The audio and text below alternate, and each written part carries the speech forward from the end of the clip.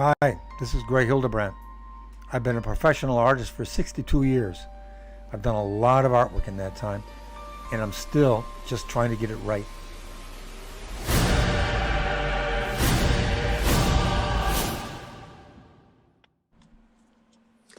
Greetings. Hello, Greg. How are you, sir? Good, how are you? I am doing well today. So, Jean's in the back row. Oh, she just left. Yeah, good. cool. So you got a special treat for us today, which you're going to be, working live for the people. Live. Mr. M.O.D.O.K here. I'm going to be rendering him holding the Tesseract, the cosmic cube, in his hand here. This is a private commission, Blackboard rendering, so I'll be working on that a bit. Mr. M.O.D.O.K. He's a character that Jack Kirby and Stan Lee invented. Okay, cool. Right? Back in the 60s. An experiment gone wrong, or his head got real big, and then he became... I mean, wait a minute. What the hell was he? Do you remember what it means, what he is? You know what? No, I do not know what M.O.D.O.K stands for. I know it's an acronym, but I do not know what it stands for. Damn it, I wrote it down. I kept it here specifically so we could show it. And then there it is. There it is. Mental organism designed only for killing.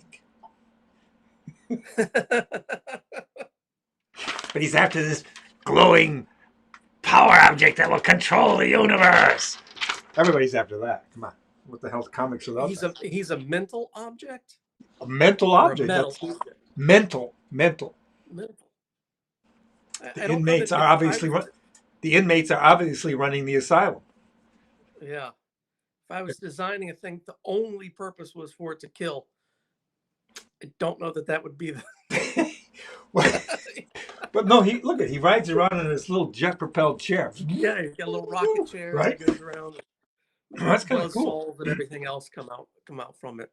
I mean, so isn't this what you love about comics? So you can just do anything you want, and it's like you make it work. Everybody gets into it. It's a beautiful thing. It's a beautiful thing that you can pull from the ridiculous and make it work. I have a lot of that stuff, as you know. I call it my trap door. There's a board. You got to visualize. There's a cutaway of my head. There's a ceiling with a trap door in it, and there's the attic up here. And every once in a while, that trap door opens and stuff flops out. And these kinds of ideas, not necessarily this one, but similar. Yes. Yeah. But the gig about this is there's no handle on the inside in my mind of that. I can't, it's got to open from the other side. So I really have no conscious control of it.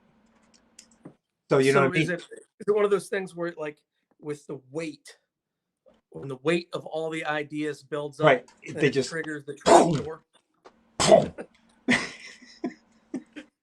Plop, plop. I've drawn, cutaways of my head like that, So that's what we call the Greg brain dump.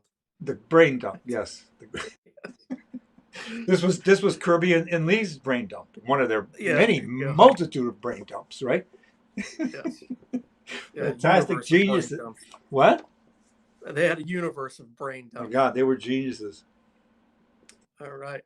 So before you turn around and start working, Chris says, hello, Greg, and he got his Marvel book.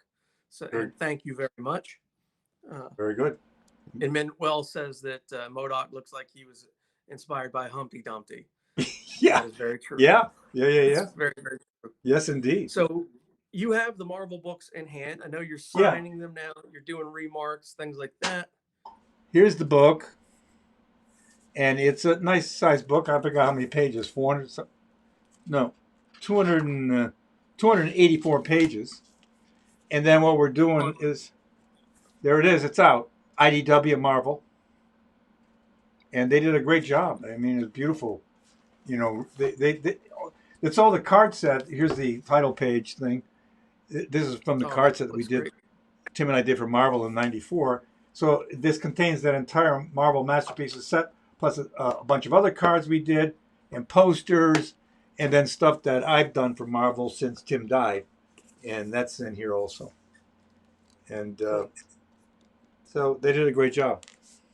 And I know that a few people have ordered remarks and stuff in the book, so you're Right. working away on those. You don't have to show anything right now if you don't want to. Well, here's a Whatever. rough. These are rough. I'm trying to define what I want to do it with. This is Jean's book, so I'm doing it with silver, and she's got some really nice white and different thickness pens that I want to try it out with.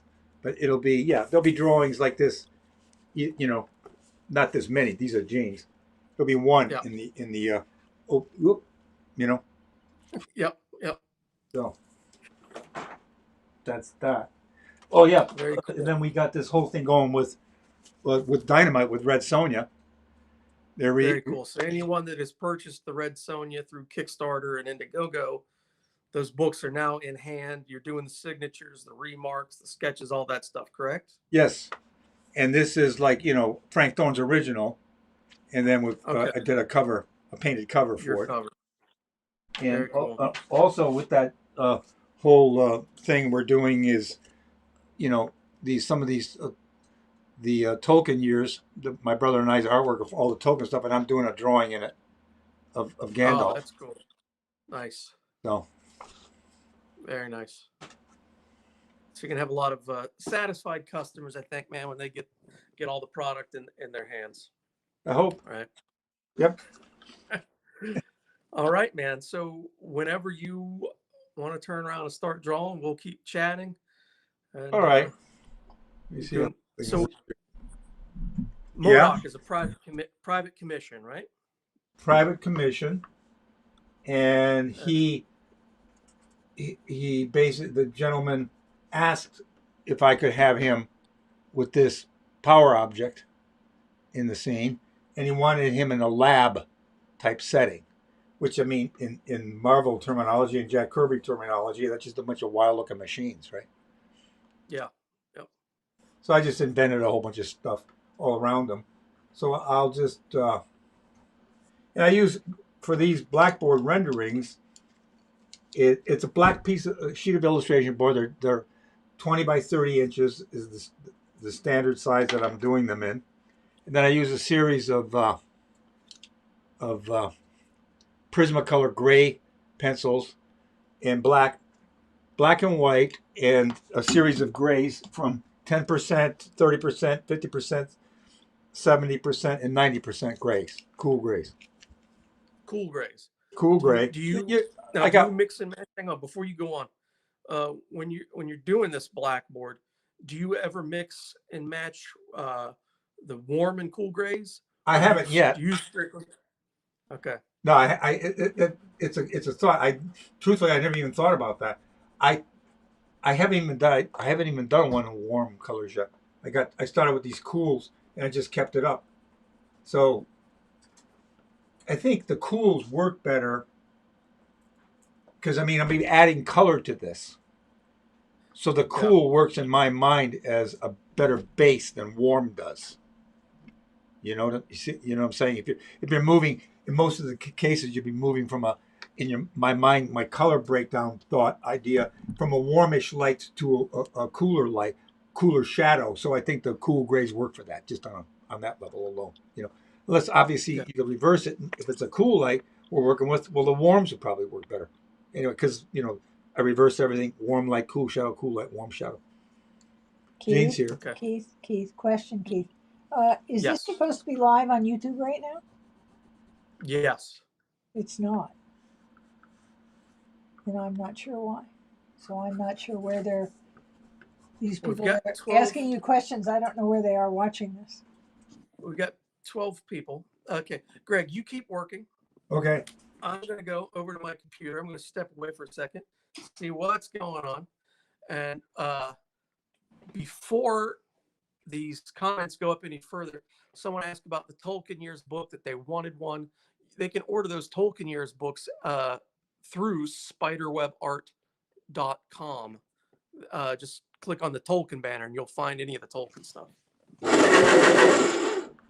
That's my pencil sharpener. That sound, you'll hear that grinding every once in a while.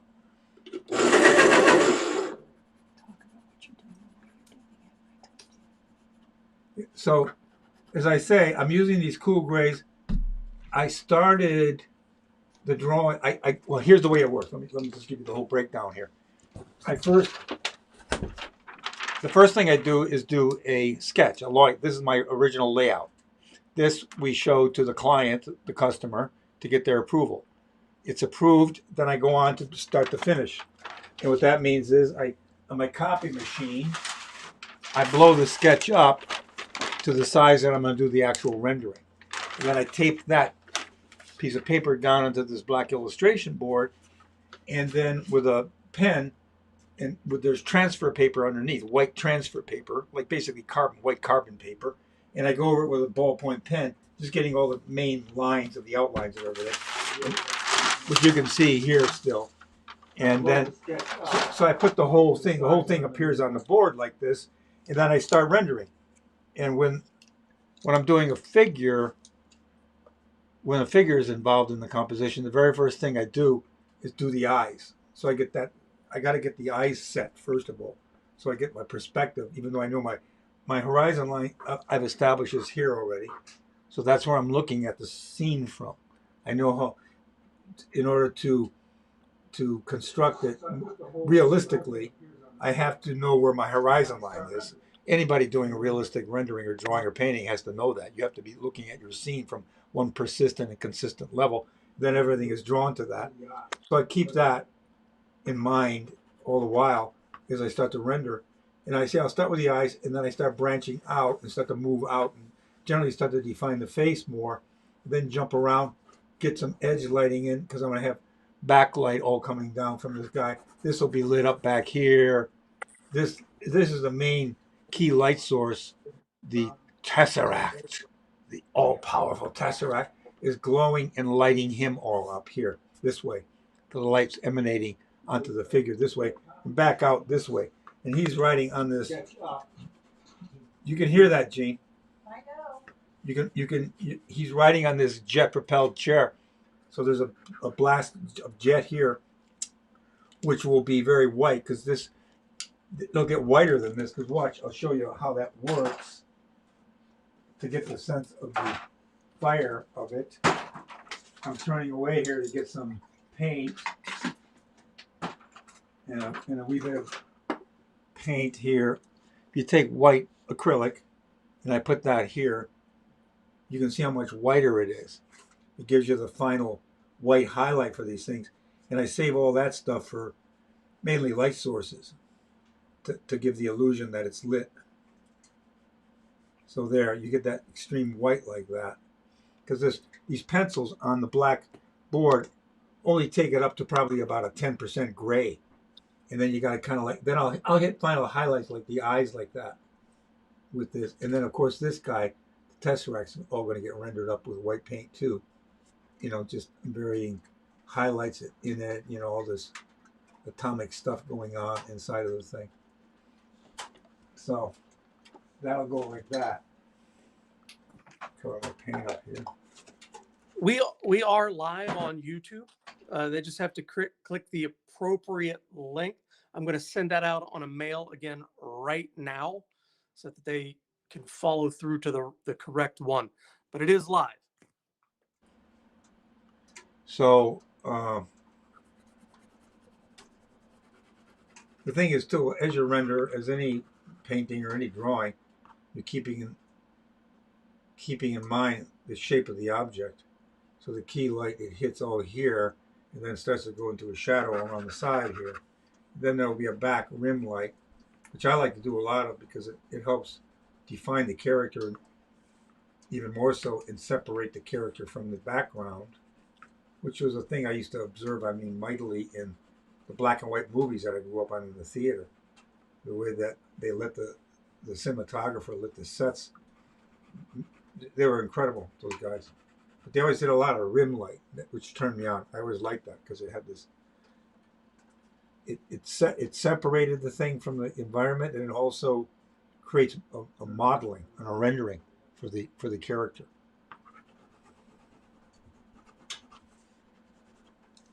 So this is like you can see it. The board is slightly textured.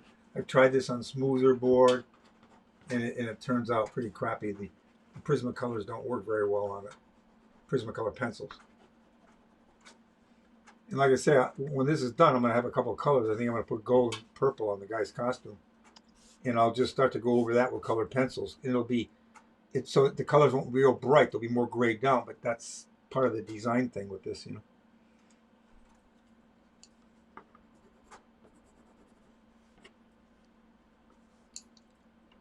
Let me see this. Where is that? Like, you know, and I got reference too, you know. I mean, I go to the internet and I print stuff to get the look of the character.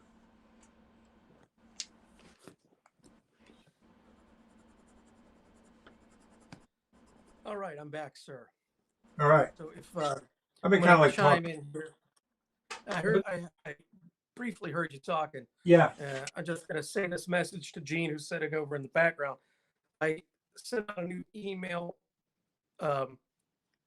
If they click on the main image on that one, it will take them to the live page.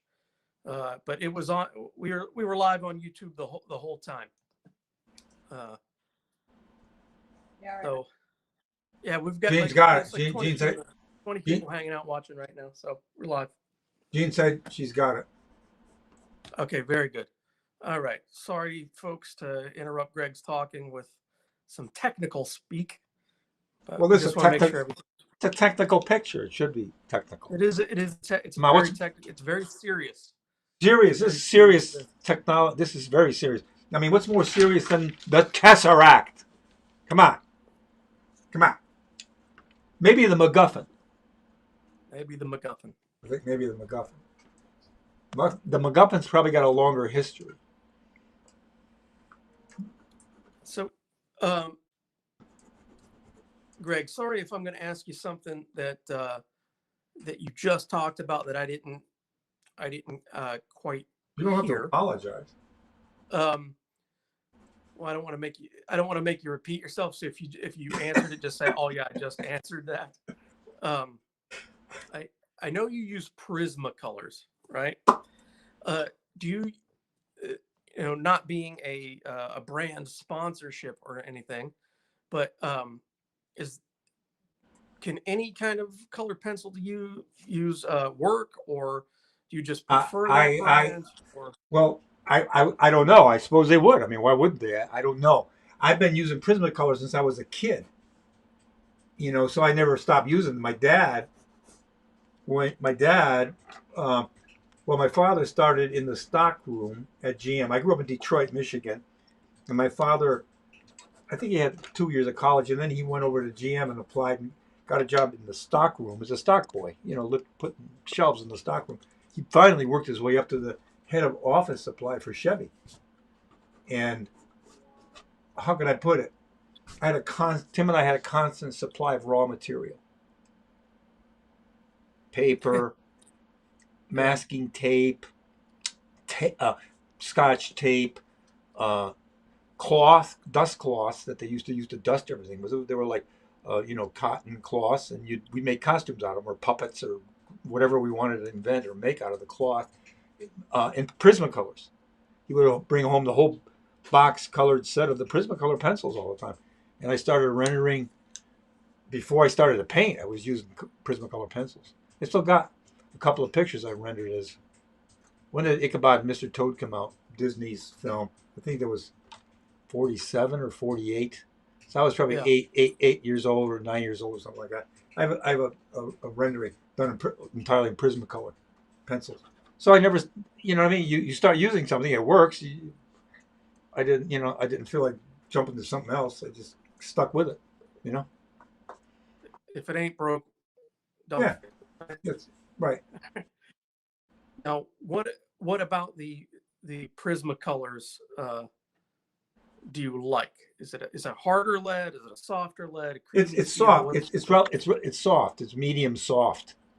It's a good feel to it as you render, and depending on the surface, you can get really refined with it. I mean, there are people that do these magnificent finished paintings in Prismacolor pencils. They're fantastic. You can work it like anything. It's about time spent, I guess, and patience. I guess. Yep. Here, there's a limit. I kind of like in my mind when I do these or a painting, I have a kind of you know, you do too. I mean, you being an artist, we know you've got a mental thing of what you're heading towards in terms of detail. You know, Yes. I know it's not going to be what we would call photorealism. Every single hair rendered. I mean, I'm not going in that direction, and I love that. But I don't. I've done that, but I'm not. You Yeah. know, you choose in your mind how much detail and what or looseness or tightness, what to leave in, what to leave out. Mr. Seeger's song, you know, and that becomes that. That's so I have it in my mind. There's going to be so much detail on this picture, and that's that. You know.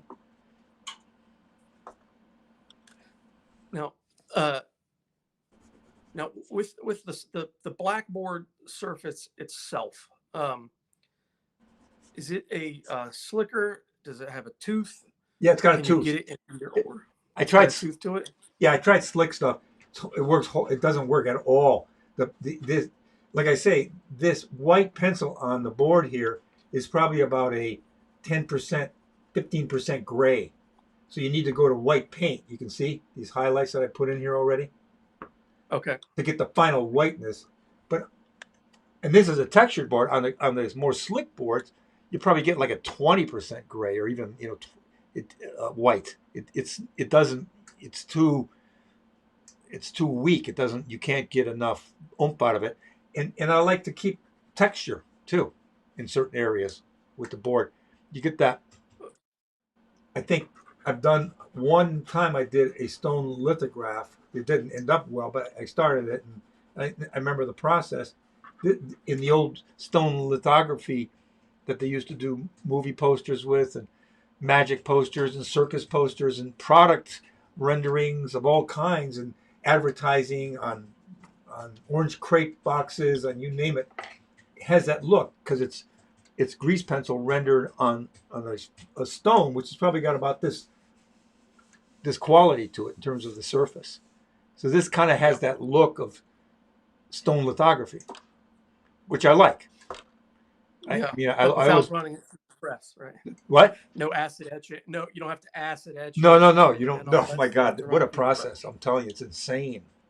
I mean, It is. but I took a class in it. It's very it fun, but if you oh don't my God, it was the if you don't common nail means the of process, your drawings ruined. it was the common means of reproduction. They all newspapers had these stone lithographers, and they would bang out a rendering to get into the paper the next day, you know. And it was like just the way that everything was done up until the Second World War. And then it all starts to shift. I think it's more a lot of the stone, from what I understand, came from Germany. Certain quality, I forgot the name of it. Something I'm sure listener might know. There was a certain kind of stone that was preferable, and they'd come in big slabs and they'd sand them all down, and you'd work on these big Yeah. squares and render very carefully with a grease pencil. And then the grease pencils had everything from what you asked before, from a very hard pencil to a very soft pencil. And you get really fine rendering or big whooshy kind of like swoops, but you could not make a mistake. This surface you can erase to a degree. You can get 90% of the something you laid down off, almost get back down to the board. But when you're doing stone lithography, grease pencil rendering on a piece of stone, you can't screw up. You can't get it Yeah. off. And I did it once, and I'm rendering, I'm practicing it, and I put it down in the, and I said, "Oops! Oh, how do I get? Look for eraser. There's no eraser. How the hell do I get that off?" You had to go to the lithographer who was an expert on this. You have to take a knife and try to pick off the surface of the grease, but you can't dig Yep. into the stone. So Yep. basically, you can't make a mistake. Anyway, that's a long story to say that I like the look of it. You know what I mean? It has a Yeah. certain look. It has a certain look. So, can you tell us the difference between when you approach something that you're attacking strictly from just the highlight perspective, right? You Yeah. know, you're building up the lights rather than working uh, up the lights and the shadows. Um, does your thought process? How does your thought process shift? What you see here. Oops, I got some paint on his face here. Uh,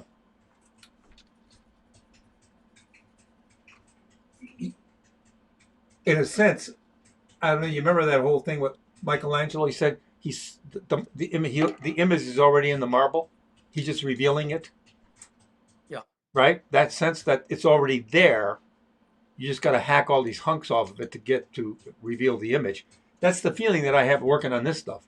That it's all there already, and now I've got to just discover it. Because if you're doing this thing on white, you don't have any sense of lighting. To me, a sense of lighting is critical.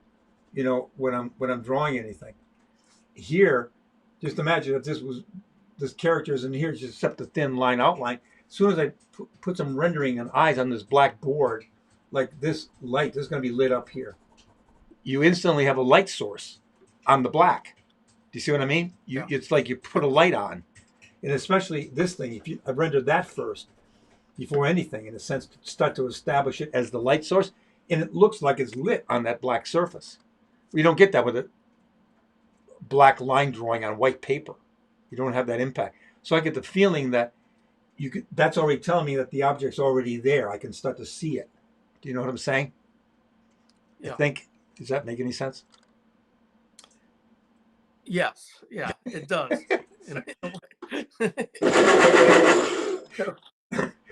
You mean to me it makes sense, but not to you. No, I totally get how, it's affecting the lighting and things like that. The thinking is different. I mean, okay. The thinking is different. In a way, you're thinking in reverse, from it's just a reverse process. I enjoy this a hell of a lot more in terms of a finished look. I mean, you start to get a finished feel for a piece right at the beginning of it. Whereas, I don't get that with a drawing because I'm not talking about just a line drawing. We're talking about a rendering. We're talking rendering. Yes. Line drawing is a completely different story, right? It's just like the original layout. Or you're just dealing with lines, basically. Yep. That which is defining the composition and the setup and the objects and the whole business.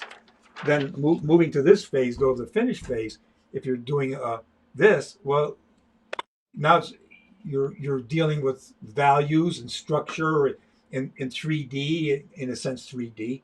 You're trying to get the feeling of 3D by the the round rendering and the dimension and all that business. So, yeah, whatever. I'm also now going to ask you about the your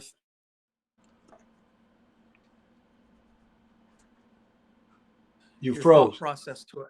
Oh, what? Okay. Can you hear me now? Yeah, I can hear you now. Yeah, your thought process from a grayscale image and a reverse image grayscale, this, as opposed to a full painted image of where you're doing the entire value shift.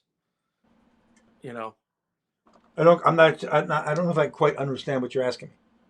Okay, so you compared it and contrasted it to working with a graphite drawing, right?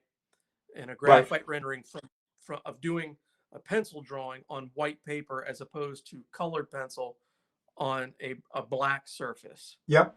But do you apply some of the same logic or different logic to that as you would a full rendered painting?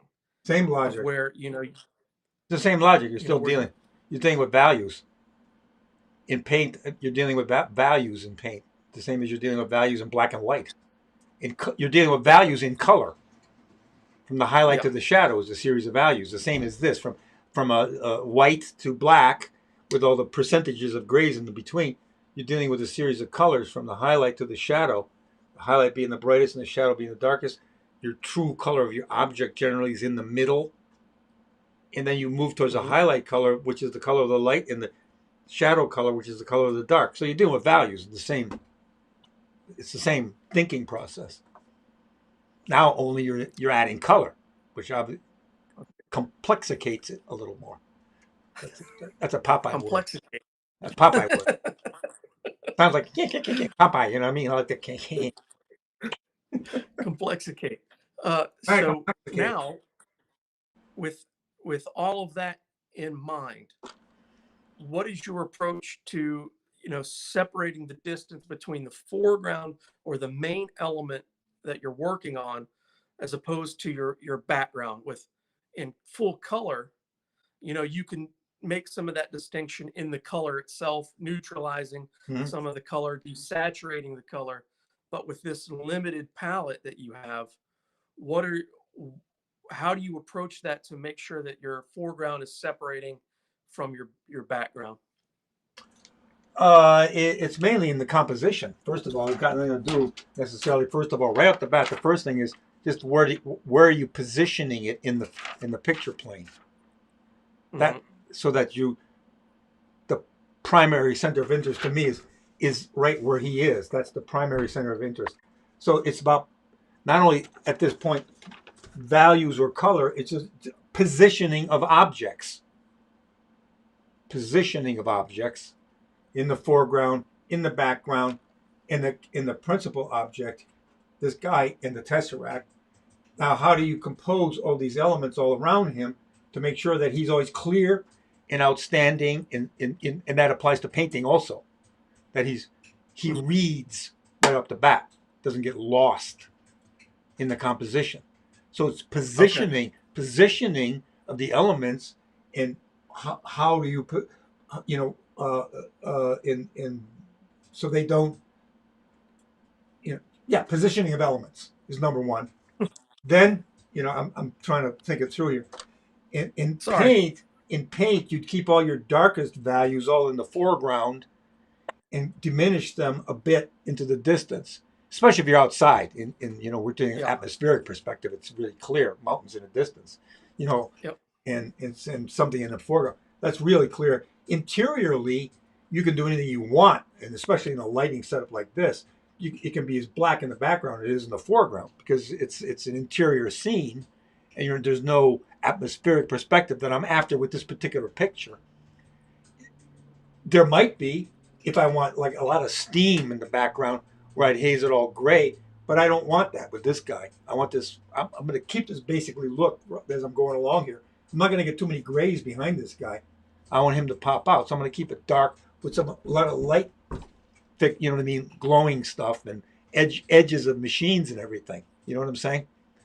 Yeah. But mainly the thing about defining and making sure that your essential idea or principal character or event or whatever you're illustrating reads is how it's positioned within the picture plane. That's number one and Now, key to everything. for those background elements, do you ever limit? Because you're using a very limited palette to begin with, right?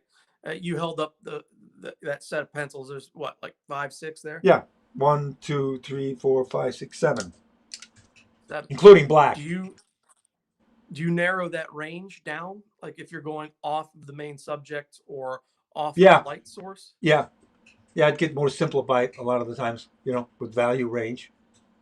You know, Okay. yeah. It depends on what it is and But yeah, and there won't be a lot of shtick confusing with this guy. The highlight areas on certain things here, another thing glowing here, which that's why the rim light issue for me is always critical with a lot of these blackboards because it really helps to separate the whole thing from the background. Backlighting, Mhm. Yep. which, like I say, goes back to my hang up on, I think, initially on black and white films. And as a kid, seeing black and white films in the theater, that always knocked me out. Because they'd always rim light it, principally as a device to separate the actor from the background. You take a look at a lot of the old Humphrey Bogarts and Sam Spades, whatever. It's like rim lit, a lot of rim lighting. That Yeah. it was done to separate the characters, but man, it really looks cool. You know, Yeah. it logically, especially if you study some of the Hollywood films, you're in an enclosed room with a ceiling on it, right? And yet there's Yep. these extreme white, bright edge lights coming from the top. Look, watch it, any movie, Technicolor or black and white, most of them. There's always backlight because what they did was they built a set, right, with the rigging all overhead, with all the overhead lights on the top to get all the effects from the rigging. But there's no lighting like that in anybody in situ most situations. It just doesn't exist. So that has Yeah. this separate Hollywood, cinematographic look about it. Until Kane and Orson Welles starts to build ceilings in Citizen Kane. Well, he doesn't, but the crew does. They Yeah. contain it so that now Greg Tolan, the cinematographer, has to light it naturalistically from below. Now he can't have a whole bunch of rigging all in the chandeliers. You know what I'm saying? So that's why Yeah. that film looks like that. If you know what I mean. If you know film up to that point and you see that movie, it's the way it's lit. Okay. For one thing, there's many other things too, but one of them is clearly Tolan's cinematography, the way it's lit, and the lenses he used, or ground is Yeah. specifically for the film. So let me playing off of that. Now, when you're working uh, on your stuff, do you okay? Okay. And the lighting in those films, obviously, no one's room, their bedroom is set up that way, so the lighting isn't really justified No, for realism. no, no. It's strictly for to separate. Separate and Now, create when you're mood. doing Yep. Now, when you're doing your art, do you always try to justify those light sources that you put in? Oh, Like, absolutely. okay, Yeah. okay, Even though certain times, I mean, like with this kind of thing, there's backlit. You, there could be a million things back here lighting this up. You know what I mean? All these glowing objects, you got all these machinery and all that stuff going on. And yeah, but I will try to justify it if I do an interior room in a warehouse where I did one Spider-Man swinging, shooting webs. You want edge lighting, but where the hell is it coming? Well, it's coming through the windows. It's a nighttime scene, but there's bluish light coming from the windows, creating the edge of light. That kind of. Yeah, I look for to justify it because that's yeah, part of the scene that you're illustrating. You want to create the reality of that setup. And that setup then is lit a certain way in your mind. In reality, it's lit a certain way for the research that you're doing. That's the way it's lit. So you're going to try to light it like that. How is it? How would it really be lit? What would light this up? That's the way I'm yeah. thinking. Most of the time, because clearly that's lighting. Aside from the subject you've chosen to do, then the composition you've come, which is primary. That I'm going to keep pointing that one out. That's number one: composition, positioning of the elements. Then lighting. How's it lit? Where the hell's the light coming from? You know? Hmm. Yeah. And then color for Very me. That's the breakdown. Composition. for you. Yeah, that's the way it works for me. Composition. Well, the subject, which you've got, that's number one. Now you've got your subject. In the scene you're choosing to illustrate is in your mind. And now, how do you compose it? Where do you position it? How do you tell that story that you're trying to tell with that scene? And how do you position the elements in that picture to tell that story and keeping your primary center of interest always there, whatever that happens to be. And that's key. That's number one. Then for me, next is drawing. Good drawing. How Yeah. well drawn is everything? People, animals, objects, trees, clouds, building. How well drawn is it? Is the next thing for me. The next is how's it lit? How's this lit? Where's the light coming from? Light or lights? Where, and what color? And what color are those lights? You know, be it in nature, natural light, or interior, or whatever. What color is that light? And chroma. What's the intensity of the palette you want to use? How strong do you want your colors to be? That comes towards the end like that. Then how much detail are you going to put in? It's very methodical. You know. The Yes, and would you say that methodical nature uh, has helped in the commercial aspect of things, meaning doing it for jobs? Yeah. Well, all the kind of jobs that I've done, yeah. Which always have to do with representationalism. Yeah. So-called realism, whatever that word is, but representational. I've always, yeah.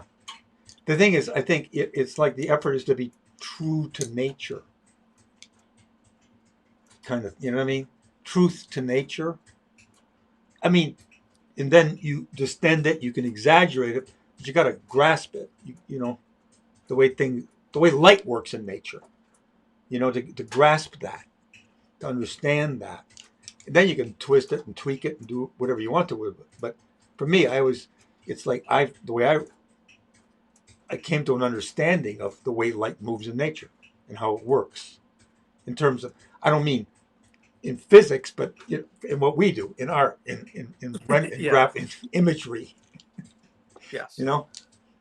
How to represent the light affecting nature on a two-dimensional plane. Yeah. And that's the whole thing too. You're always trying to make this 3D. Yeah. It's a thin piece of paper board. See how thin it is? Yeah. You know, yeah, there. That's how Yeah. thin There it you go. is. You know, and you're trying to create this 3D rounded world. And on top of that, Illusion. you're trying to create this 3D rounded world with these freaking wild characters. And that's you're trying to make this look real. You know, Yeah. it's a trip. It's fun. And so it's is it that the application of how light works in similar objects in nature that allows for something as outlandish as M.O.D.O.K Yeah. to become believable. Right. Well, you're applying everything you learn from the way things work in nature to do this stuff. Everybody does. I don't care how fantastic the writing is or the concepts are. You know, it's all about trying to make it look realistic. But what are you taking that from? You're taking about the way things really look. It's not like you're just walking off and inventing something that nobody knows what the hell it is. They can all see what it is. Well, that's why, because it's coming from nature. Godzilla crashing through the city. You know what I mean? Bashing everything and blasting atomic blue rays out of his mouth. I mean, that's fantastic, but it's all coming from nature. It's all coming from reality. You know, there's lizards and they got scales, and there's crocodiles, and you build it and you design it. You create the thing. You know, it's got to work. It's got to look like it's real. It's got to look like it all works. Yeah. And yeah, and it has to work within itself as well. Yeah, it has to be constructed so that it looks like this is real. Yeah, I get it. I dig it. That's how people are pulled in. This is, you know, and that's for me. Yeah. That for me is what illustration's been about. I think we talked about this before, about uh, page decorations as opposed to creating a Mm-hmm. world that you can enter. Yes. Kind of like two Yep. approaches. Yep. You're decorating a page, or are you creating a window, a mirror, or stuff? You know, Allison walking through the picture glass. You know, that kind of thing. That's it reminds me of many moons ago um, when I was in college. Uh, there were some foreign exchange students, for lack of a better term there, but they came from Malaysia, or Japan, or sorry, it's been a long time ago, Yeah, so I cannot quite remember exactly where these gentlemen were from. But they talked about in their culture that even if it's not rendered realistically with these ink wash drawings and everything, that the viewers always would view it and comment it as if it were a real place. Like, oh, that is such a beautiful place, yeah, that you yeah, that you've done, as opposed to uh, that's such a beautiful picture, or you've made a yeah, very beautiful painting.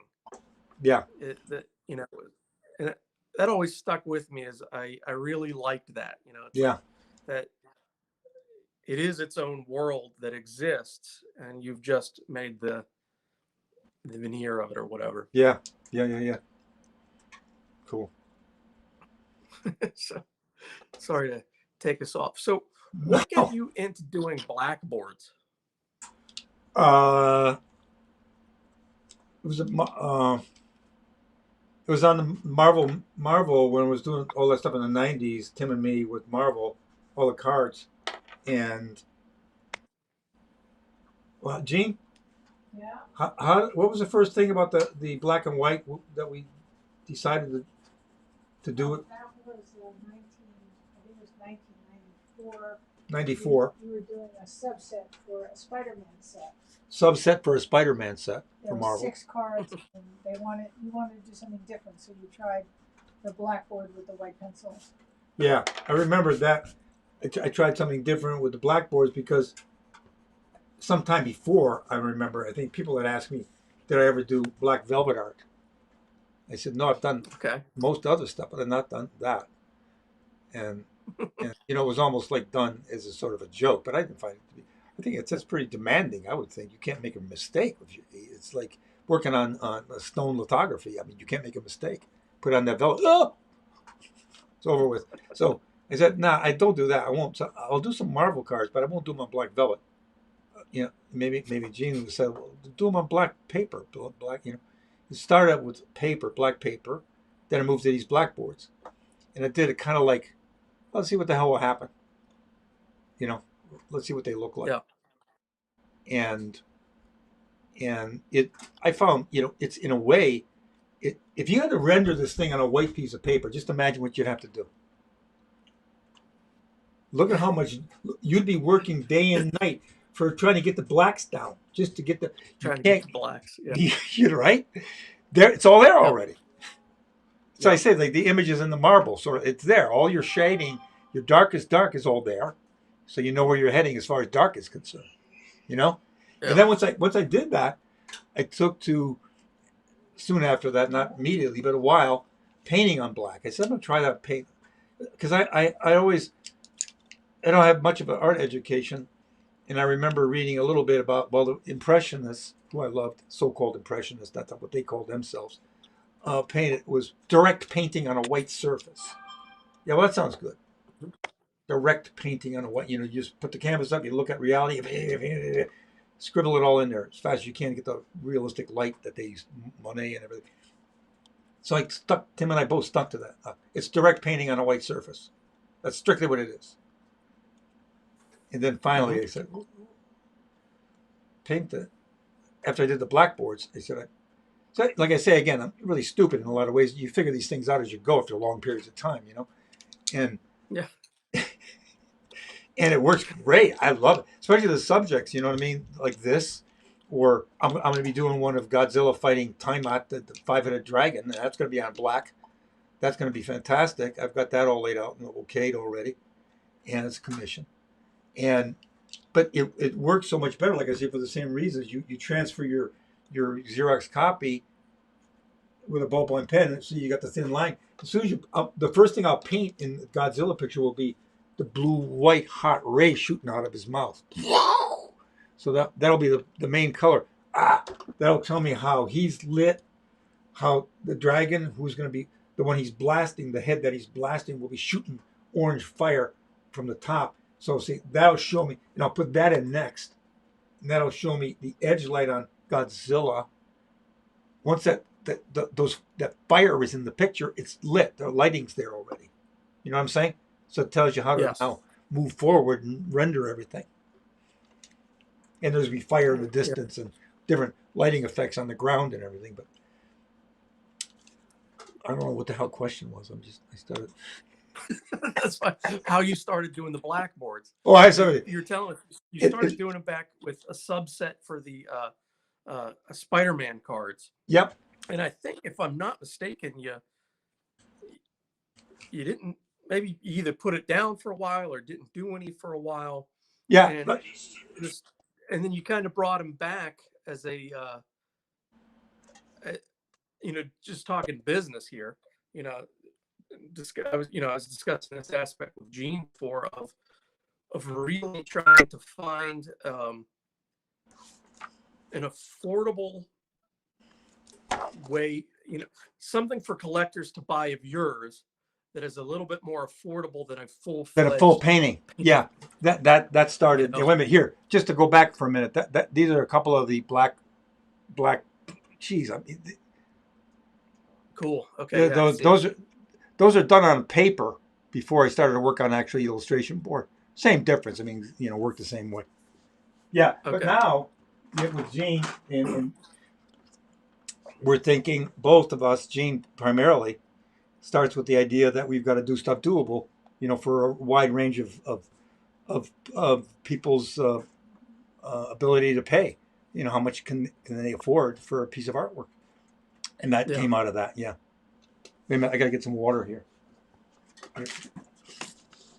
Too much talking. Yeah. So she was saying that that really, because I mean, you could see with the M.O.D.O.K how far you are so far is that you're getting this thing that looks great, and it's a little bit faster for you, so you could really make it an economical thing for Yeah, a collector, yeah, for someone that really wants to own a piece of your work, yeah. but that can't necessarily drop the full amount for one of your large scale paintings. Right. You know. Yeah. Because I mean, we're firm believers that art should be for everybody, not just for the super rich or the very rich who can afford it. I mean, it's for everybody. Yep. What I liked about Diego Rivera, I know I come up with him because he's from my hometown, Detroit, where he painted the mural, and I grew up on that mural as a kid. But that's what his belief was: art should be for the people. Period. That's it. That's why he painted out in public, because it was for people. You know. Mm, very cool. We got a That, few and other people chiming in. Sorry, Greg. Sorry to jump no, on you. Just a few more that's all right. people chiming in saying they got their books and they love them. And so they're all Fantastic. saying, thanks. Glad. Cool. And have you ever heard of the illustrator Teresa Nielsen? Probably No. younger. I guess she's Contemporary? done magic illustrations. No. Someone was asking, was commenting on No, I'll look your her up. technique. I'll check her out. Yep. Yeah, this whole thing, we I'll haven't done magic. I haven't done magic for a long quite a time. long time, right? Yeah. 20 years? Maybe more than, maybe 20 years? I can't remember. Yeah, probably Probably about 15. About 15 15. years. But I'm doing a box cover now for them. It's for a game, the box painting. That'll be a wraparound thing, which is pretty wild. And then I'll be Very painting cool. cars again, which is fun. Awesome. It's cool. Very, very cool. So, is there anything else you want to tell us about M.O.D.O.K, or not necessarily about M.O.D.O.K, but about about Blackboard illustration and doing that? Like, what size do you do your Blackboards in? This is how they come. We order them 20 by 30, and then Uh-huh. I'll cut them in half sometimes and do a half board. But I haven't done anything smaller than that. But mainly So they're 20 15 by by 30s. 20 and Yeah, so 15 by 20 and 20 by 30. yeah, right. Awesome. Primarily 20 by 30. I like to work in that size, and it's a nice board. It's a high quality crescent, and it's durable, and it's sturdy, and it's nice. But yeah, no, I mean M.O.D.O.K. I mean, like you. I didn't know who the hell he was when the guy asked for it. I had to look him up Yeah. because I mean I'm not that. You know, I know a lot about Marvel now since I've been working there, but I mean I'm not your era and your generation. Because I grew Yeah. up on the stuff of the 40s and 50s. Yeah. And so and then I checked him out, and it's really cool. But the power object is always the. What is this supposed to do? Do you know? That rocket thing at the bottom. The Tesseract. What is? Oh, the Tesseract, the cosmic cube. Inside the cosmic cube, the Tesseract is one of the Infinity Stones. Okay, yeah, okay. Yeah. Which then led to the Infinity Gauntlet. Right. Which, I mean, that's like the cosmic cube. All that was from, and I think M.O.D.O.K might have been a Captain America villain. Yeah, but I think yeah. Very early on, yeah, when he first 60s, in the 60s, yeah. Yeah, when he first came out. Right. And so that's where all that came from. I don't know. I know it was the cosmic cube with the red skull and all that. I don't know if all along they intended to have the Infinity Stone in there, or if they retconned that for the movies. I don't know that. I don't know. But the power of the universe Of course. is in that thing. Or I thought Uh, Captain Nemo in Disney's 20,000 Leagues Under the Sea had that. Captain Nemo said, "The veritable dynamic power of the universe." That's what propelled the Nautilus in his version, not electricity. The so the veritable sun, dynamic, huh? What's nuclear that? power from the sun drives the submarine. Yeah. So I like it because it's nice and simple. It's just a freaking box. It's square. It's a square. That's basic shape. And you're right. It's not a Yeah. circles are a number, but yeah, it's cool. And it's So, oh man, I had another question for you, and then sorry, my mind just went to a blank on it. My apologies, sir. that Another thing happens quite about a bit. the Blackboard. Have you ever considered, or would you do more of a full color rendering with the Prismacolors on Blackboard, or is that something like, yeah, you know what? If I'm going to do that, I'm just going to do it in paint. Yeah, that's it.